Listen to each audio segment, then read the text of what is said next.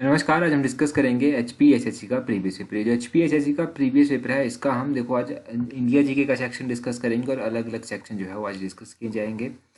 इससे पहले भी हम बहुत सारे सेक्शन डिस्कस कर चुके हैं, तो आज हम क्वेश्चन नंबर 20 से स्टार्ट करेंगे। यहाँ पर पूछा गया है, गवर्नमेंट हैज़ इंट्रोड्यूस दी बेटी बचाओ बेटी पढ़ाओ योजना इन विच ईयर। सरकार ने बेटी बचाओ बेटी पढ़ाओ योजना जो था वो किस वर्ष प्रारंभ की थी।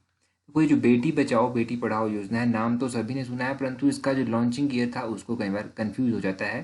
तो इसको लॉन्च किया गया था 2015 में। ऑप्शन ए जो है वो सही आंसर है। अब बेटी बचाओ बेटी पढ़ाओ योजना 2015 में लॉन्च की गई थी। और भी ऐसी योजनाएं हैं जो गवर्नमेंट ऑफ इंडिया के द्वारा जो है वो लॉन्च की गई हैं। तो हम कुछ ऐसी योजनाएं जान लेते हैं, जैसे कि जन धन योजना। जन धन योजना जो था वो 2014 में लॉन्च की गई थी। स्किल इंडिया मिशन काफ़ी इंपॉर्टेंट है, स्किल इंडिया मिशन भी 2014 में लॉन्च किया गया था। मेक इन इंडिया प्रोग्राम कब स्टार्ट किया गया था? ये 28 सितंबर 2014 को लॉन्च किया गया था। स्वच्छ भारत मिशन, इसका पहला मिशन जो था, स्वच्छ भारत मिशन का पहला फेज जो था वो 2014 2 अक्टूबर 2014 को लॉन्च किया गया था। बेटी बचाओ बेटी पढ़ाओ योजना 2015 में लॉन्च की गई थी। एग्जैक्टली ये कब लॉन्च की गई थी? ये 22 जनवरी 2015 को जो था वो लॉन्च की गई थी। प्राइम मिनिस्टर मुद्रा योजना ये 2015 में लॉन्च की गई थी। उज्ज्वला योजना जो था वो 2015 में लॉन्च की गई थी। तो ये कुछ हमने इंपॉर्टेंट योजनाएं समझी, इनके बारे में आप भी याद रखिएगा ताकि एग्जाम में आपको हेल्प मिल सके। देखो, इन योजनाओं को ना जितनी बार आप रिवाइज करेंगे, सुनते रहेंगे ना, उतने ही लंबे टाइम तक ये आपको याद रहेंगे। तो क्वेश्चन नंबर 21 देखिए। 21 में पूछा गया है, FEMA was enacted in which year. FEMA जो था वो किस वर्ष अधिनियमित किया गया था। तो अगर हम फेमा की बात करें कि इसको किस वर्ष अधिनियमित किया गया था, तो ऑप्शन डी इसका सही आंसर है, 1999। 1999 में जो था वो इसको अधिनियमित किया गया था। ऑप्शन डी इसका सही आंसर है। अच्छा, इस फेमा का पूरा नाम आपसे पूछा जा सकता है, तो फेमा का पूरा नाम है foreign exchange regulation act. Foreign exchange regulation act जो है इसका पूरा नाम है। कई बार जो है एफडीआई का पूरा नाम पूछ लिया जाता है, तो इसका पूरा नाम क्या है? Foreign direct investment. ये एफडीआई का पूरा नाम है, फॉरेन डायरेक्ट इन्वेस्टमेंट। तो ये दो चीज़ें आप याद रखिए। इसको कब एनेक्ट किया गया था ये भी ध्यान रखिएगा, इंपॉर्टेंट है। अगले क्वेश्चन में पूछते हैं, साइंस का क्वेश्चन है। यहाँ पर पूछ जाता है, in liquid and gases transmission of heat take place by which process. तो द्रव और गैसों में ऊष्मा संचरण किस प्रक्रिया द्वारा होता है? ये जो लिक्विड और गैसेज होती हैं, इनमें ट्रांसमिशन जो होता है वो कौन सी प्रोसेस के थ्रू होता है? तो इस क्वेश्चन का सही आंसर है कन्वेक्शन। कन्वेक्शन यानी कि संवहन प्रोसेस के द्वारा जो है इसमें क्या होता है? ट्रांसमिशन होता है लिक्विड और गैसेस के बीच में। अच्छा, यहाँ पर टर्म दी गई है कंडक्शन। कंडक्शन क्या होता है? कंडक्शन देखो, ऐसा एक मेथड कह सकते हैं आप कि ऐसा एक मेथड है जिसमें एनर्जी जो है वो ट्रांसफर की जाती है हॉट बॉडी से कोल्ड बॉडी में। तो याद रखिएगा कि hot part of the body जो है यहाँ से कूलर पार्ट जो है वो ट्रांसफर करता है, हॉट बॉडी से कोल्ड बॉडी में जो है वो ट्रांसफर की जाती है एनर्जी। तो ये होता है कंडक्शन। अगर हम बात करें रेडिएशन की, तो रेडिएशन किसको कहते हैं? देखो, रेडिएशन ना उस एनर्जी को कहा जाता है जो हमें प्राप्त होती है, जैसे स्पेस में कोई चीज़ ट्रेवल कर रही है, जैसे मान लीजिए सूर्य है। सूर्य जैसी जो बॉडीज़ हैं, इन बॉडीज़ जो हमें हीट प्राप्त होगी, ये हीट ट्रेवल करती है स्पीड ऑफ लाइट के साथ। तो इसी जो स्पेस में ट्रेवल कर रही बॉडीज़ होती हैं, जिनकी स्पीड जो है वो होती है equal to speed of light, उसको जो है वो रेडिएशन कहा जाता है। और कन्वेक्शन का आपको पता चल गया। तो अगला क्वेश्चन देखते हैं। अगले क्वेश्चन में पूछते हैं, which of the following floats over water. तो निम्नलिखित में से कौन पानी पर तैरता है? यहाँ पर कुछ एग्जाम्पल दिए गए हैं, इनमें से कौन सी आप कह लीजिए चीज़ ऐसी है जो पानी के ऊपर तैरती है? तो कैल्शियम जो है वो पानी के ऊपर तैरता है। ऑप्शन सी जो है वो सही आंसर है। अच्छा, ये तो आपको पता चल गया कि इनमें से कैल्शियम जो है वो फ्लोट करता है वाटर के ऊपर। अब देखो, एक क्वेश्चन और पूछ जाता है, आपने कई बार सुना भी होगा ये क्वेश्चन ये है कि ऐसी कौन सी मेटल है जो रूम टेम्परेचर में जो है वो लिक्विड होती है, लिक्विड स्टेट में पाई जाती है? तो जो द्रव अवस्था में पाई जाती है ना, रूम टेम्परेचर में लिक्विड स्टेट में पाई जाती है मेटल, वो है मरकरी। तो मरकरी का नाम याद रखिएगा कि मरकरी जो है वो पाई जाती है किस अवस्था में? द्रव अवस्था में। 24 क्वेश्चन देखिए। यहाँ पर पूछा गया है, pernicious anaemia is caused by the deficiency of which vitamin. तो ये जो घातक रक्ताल्पता होती है, ये किस विटामिन की कमी से होती है? तो ये जो प्रेनिशियस एनीमिया होता है, ये किस विटामिन की कमी से होता है? क्वेश्चन नंबर 24 की अगर हम बात करेंगे तो विटामिन B12 जो है वो सही आंसर होगा। विटामिन B12 की डेफिशिएंसी के कारण जो है ये होता है। इंपॉर्टेंट क्वेश्चन है, मोस्ट इंपॉर्टेंट क्वेश्चन मैं कहूँगा, तो इसको आप ध्यान रखिएगा। अब हम यहाँ से और भी जानते हैं, विटामिन B12 का केमिकल नेम क्या है। तो विटामिन B12 का जो केमिकल नेम है वो है साइनोकोबाल्मिन। ये आप याद रखिए। विटामिन ए का केमिकल नाम क्या है।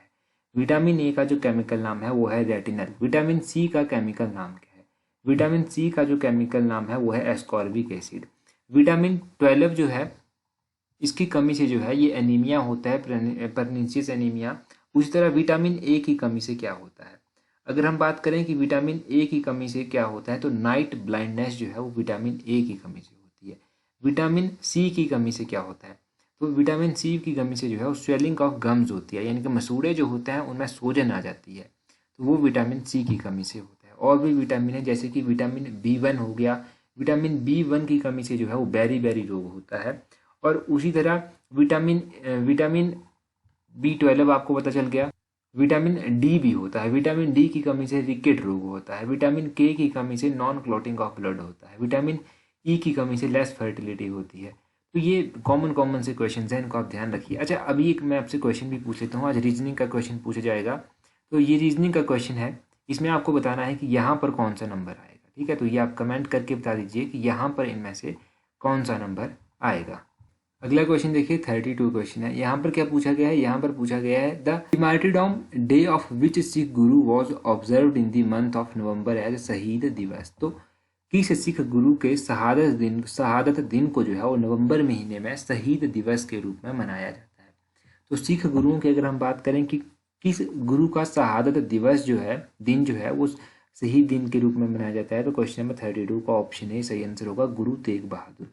गुरु तेग बहादुर का ये जो शहादत दिन है ना, ये शहादत दिन जो है वो शहीद दिवस के रूप में मनाया जाता है। अगर हम बात करें सिख गुरुओं की, सबसे पहले गुरु नानक देव जी आए। गुरु नानक देव जी जो था, इनको सिख धर्म का प्रवर्तक भी कहा जाता है। अब अगर आपसे पूछा जाए कि गुरुमुखी लिपि जो है, गुरुमुखी लिपि, इसके जनक कौन है, तो वो हैं गुरु अंगद। अगर आपसे पूछा जाए कि अमृतसर शहर की स्थापना किसने की थी, तो गुरु रामदास जी ने जो था वो अमृतसर शहर की स्थापना की थी। उसी तरह गुरु ग्रंथ साहिब का संकलन किसने किया था, तो वो गुरु अर्जन देव जी के द्वारा किया गया था। अगर आपसे पूछा जाए कि खालसा पंथ की स्थापना किसने की थी, तो खालसा पंथ की स्थापना जो था वो की थी गुरु गोविंद सिंह जी के द्वारा। अगर आपसे पूछा जाए कि गुरु तेग बहादुर सिंह के बाद जो था वो कौन गुरु बने थे, तो गुरु तेग बहादुर के बाद जो था वो गुरु गोविंद सिंह जो था वो गुरु बने थे। ये आप ध्यान रखिए कि देखो अलग अलग क्वेश्चन हैं, ये आपको ध्यान रखने हैं, एग्जाम पॉइंट ऑफ व्यू से इंपॉर्टेंट है। अगर पूछ लिया गया कि गुरु तेग बहादुर से पहले गुरु कौन थे, तो इनसे पहले गुरु हरकिशन जो था वो गुरु हुआ करते थे। वैसे इस तरह के क्वेश्चन अभी पूछे नहीं गए हैं, अगर होपफुली पूछे जाएं तो आपको नॉलेज होनी चाहिए। अच्छा, अगर टेलीग्राम पर आपने अभी तक हमें ज्वाइन नहीं किया है तो टेलीग्राम पर हमें ज्वाइन कर लीजिएगा। इस तरह से अपने टेलीग्राम से सर्च कीजिएगा @allexam31, आपको हमारा टेलीग्राम चैनल मिल जाएगा। टेलीग्राम पर आप हमें इजीली ज्वाइन कर सकते हैं। वहाँ पर आपको हर एक इंपॉर्टेंट नोटिफिकेशन, PDF सब कुछ टाइम टू टाइम जो है हम प्रोवाइड करवाते रहते हैं। और मोस्ट इंपॉर्टेंट आपको क्विजेज मिल जाएंगे। ये क्वेश्चन आप यहाँ पर डिटेल से समझिए और उसके बाद जो है क्विज भी इन क्वेश्चंस, कुछ एक क्वेश्चंस का डाला जाएगा जो इंपॉर्टेंट क्वेश्चंस होंगे, वो आप प्रैक्टिस कर सकते हैं हमारे टेलीग्राम पर भी जाकर। टेलीग्राम पर आपको पहले के भी बहुत सारे क्विजेज मिल जाएंगे। 33 क्वेश्चन देखिए यहाँ पर पूछा गया है। अब इंग्लिश और हिंदी भी हम डिस्कस करेंगे आज थोड़ी सी। तो यहाँ पर पूछा गया है विच इज़ एंटोनियम ऑफ स्ट्रिंडेंट। तो स्ट्रिंडेंट का एंटोनियम क्या होता है, इसका अपोजिट मीनिंग आपको बताना है। तो क्वेश्चन नंबर 33 का ऑप्शन बी सही आंसर है, प्लीजेंट। प्लीजेंट जो है वो इसका सही आंसर होगा। अब इसका एंटोनियम आपको पता चल गया। अच्छा, ये स्ट्राइडेंट का मतलब होता क्या है, तो स्ट्राइडेंट का थोड़ा मतलब भी आपको पता होना चाहिए। ये आप कह सकते हैं कि एक लाउड इसको बोल सकते हैं आप, या फिर इसको आप कह सकते हैं कि बहुत तेज है ये, तो स्ट्राइडेंट वहाँ पर भी इस्तेमाल किया जा सकता है। चीं चीं करने वाला, उसके लिए भी स्ट्राइडेंट जो है वो इस्तेमाल किया जा सकता है। और प्लीजेंट का क्या मतलब होता है, प्लीजेंट का मतलब होता है जो आपको एक ऐसी सेंस दे जिससे आपको सेटिस्फैक्शन मिले, जिससे आपको इन्जॉयमेंट मिले। तो हैप्पी सेटिस्फैक्शन आप कह सकते हैं कि प्लीजेंट का ये मतलब होता है। कहते हैं ना कि मैं बड़ा प्लीजेंट महसूस कर रहा हूँ, यहाँ का एनवायरनमेंट बड़ा प्लीजेंट है। तो इस तरह की मतलब थोड़ी थोड़ी चीज़ें आपको याद रखनी है। आगे वन वर्ड सब्स्टिट्यूशन पूछा गया है। A thing liable to be easily broken. तो ऐसी चीज़ जिसको इजीली जो है वो तोड़ा जा सकता है, तो उसको क्या कहते हैं, उसको कहते हैं ब्रिटल। ब्रिटल ऑप्शन सी जो है इसका सही आंसर होगा, ब्रिटल उसको कहते हैं। ये आप यहाँ से ध्यान रखना है। अगला 35 क्वेश्चन है। यहाँ पर पूछा गया है meaning of the idiom to take people by storm. तो इस इडियम का क्या मतलब होता है, तो to take people by storm. तो क्वेश्चन नंबर 35 की अगर बात करेंगे तो ऑप्शन बी इसका सही आंसर आएगा, टू कैप्टिवेट देम अनएक्सपेक्टेडली। तो ये इसका मतलब होता है to take people by storm.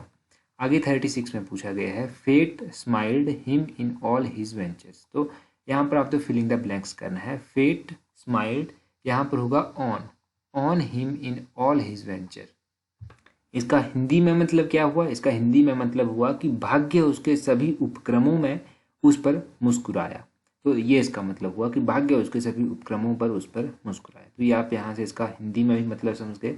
अगला पूछा गया है 37 में, चौमासा में कौन सा समास है? तो देखो चौमासा में कौन सा समास होगा? इनमें से जो है वो कोई भी समास नहीं है। चौमासा में फिर कौन सा समास है? यहाँ पर द्विगु समास आएगा। द्विगु इसलिए आएगा, द्विगु आपको पता है कि जहाँ पर 4 लग गया, गिनती आ गई, तो वहाँ पर द्विगु समास होता है। तो ये द्विगु आ गया, यहाँ पर द्विगु समास होगा। अच्छा, यहाँ पर और भी समास दिए गए हैं, जैसे कि द्वंद्व समास दिया गया है। तो द्वंद्व समास में कौन कौन से आ जाते हैं? यहाँ पर माता पिता आ जाता है, सुख दुख आ जाता है, भाई बहन आ जाता है। तो ये द्वंद्व समास का एग्जाम्पल है। तत्पुरुष समास, ये कई बार पूछा जाता है तत्पुरुष समास का एग्जाम्पल। तत्पुरुष समास में कौन कौन से आते हैं? जैसे कि मतदाता आ जाता है, भारत रत्न आ जाता है, घुड़सवार आ जाता है, भयभीत आ जाता है, युद्ध भूमि आ जाता है। ये सब तत्पुरुष समास के एग्जाम्पल हैं। बहुब्रीहि समास, बहुब्रीहि समास में एक तो गिरिधर इंपॉर्टेंट है, नीलकंठ इंपॉर्टेंट है, लंबोदर इंपॉर्टेंट है। तो ये सब आप बहुब्रीहि समास के एग्जाम्पल भी याद रखिए। अव्ययी भाव समास पूछा गया है, तो अव्ययी भाव समास के एग्जाम्पल कौन कौन से हैं? इसमें आ जाता है यथास्थान हो गया, आजीवन हो गया। आजीवन बहुत बार पूछा गया है, इनके आजीवन तो कम से कम 10-20 बार HPSSC ने ही पूछ लिया है। और यथा स्थान या यथा संभव ये पूछे जाते हैं, तो इनका भी अव्ययी भाव समास ही होगा, और ये भी कई बार पूछे गए हैं, तो ये ध्यान रखिए। आगे पूछा गया है कौवा का पर्यायवाची बताना है। तो इनमें से कौवा का पर्यायवाची क्या होगा? कौवा का पर्यायवाची होगा करट। ऑप्शन बी जो है वो सही आंसर है। अब कौवा का पर्यायवाची आपको पता चल गया कि करट इसका पर्यायवाची है। अच्छा, ये तो कौवा का पर्यायवाची हो गया। अगर कोयल का पर्यायवाची पूछ लिया जाए तो कोयल के क्या क्या पर्यायवाची हैं? पीक किसका पर्यायवाची है? पीक जो है वो कोयल को कहते हैं। और कोकिल भी इसको कहा जाता है, इसको श्यामा भी कहा जाता है। अगर आपसे पूछ लिया जाए कि कबूतर का पर्यायवाची कौन सा है, तो कबूतर का पर्यायवाची आपने याद रखना है। एक तो कपोत इसका पर्यायवाची है, हारित इसका पर्यायवाची है, परावत इसका पर्यायवाची है। अगर आपसे कुत्ता का पर्यायवाची पूछ लिया जाए तो कुत्ता का पर्यायवाची होता है स्वान, इसका पर्यायवाची होता है कुकुर, इसका पर्यायवाची होता है कुकर, इसका पर्यायवाची होता है। तो ये आप इनके पर्यायवाची जो है याद रखिए। ये कुछ जानवरों से मिलते जुलते थे या फिर पक्षियों से मिलते जुलते थे, तो मैंने आपको बता दिए। 3 पर्यायवाची हमने किए, तीनों के तीनों आपने याद रखने हैं। आगे पूछा गया है 39 में, जी खट्टा होना मुहावरे का क्या अर्थ है? तो इसका सही आंसर क्या होगा? इसका होगा विरक्ति होना। विरक्ति होना जो है वो जी खट्टा होने मुहावरे का अर्थ है। तो ये आप ध्यान रखिएगा कि जी खट्टा होना मुहावरे का अर्थ क्या है। नेक्स्ट क्वेश्चन देखते हैं हमारे पास क्या है। आगे पूछा गया है चोरी में प्रत्यय है। चोरी में प्रत्यय आपको बताना है। तो चोरी में अगर आपसे प्रत्यय पूछा गया है तो इसका प्रत्यय होगा ऑप्शन डी ई प्रत्यय यहाँ पर होगा। ये ध्यान रखिएगा कि चोरी में ये ई प्रत्यय होगा, बड़ा ई। तो ये प्रत्यय भी आपको पता चल गया। प्रत्यय कई बार पूछे गए हैं एग्जाम में। तो क्वेश्चन आपके लिए ये है आज का कि बिलासपुर के ऐसे कौन से राजा थे जिन्होंने बहादुरपुर किले को जो था वो अपना ग्रीष्मकालीन निवास जो था वो बनाया था? बहादुरपुर किले को बिलासपुर के किस राजा ने अपना ग्रीष्मकालीन निवास बताया था? इस क्वेश्चन का आंसर आपने कमेंट करके नीचे बताना है। ये क्वेश्चन जब हमने बलोखरा किताब का पार्ट 3 पढ़ा था तो पार्ट 3 में हमने MCQ बेस्ड क्वेश्चन में ये जाना था। ठीक है, तो पार्ट 3 इसके हम 2 पार्ट अभी ऑलरेडी डिस्कस कर चुके हैं, पार्ट 3 भी डिस्कस कर चुके हैं। तो टोटल 3 पार्ट इसके डिस्कस हो चुके हैं। होपफुली आपने वो देखे होंगे, तो जल्दी से कमेंट करके बता दीजिए। आज की वीडियो में फिलहाल इतना ही काफ़ी है। So that's all for today. Thank you very much for watching and listening it very patiently.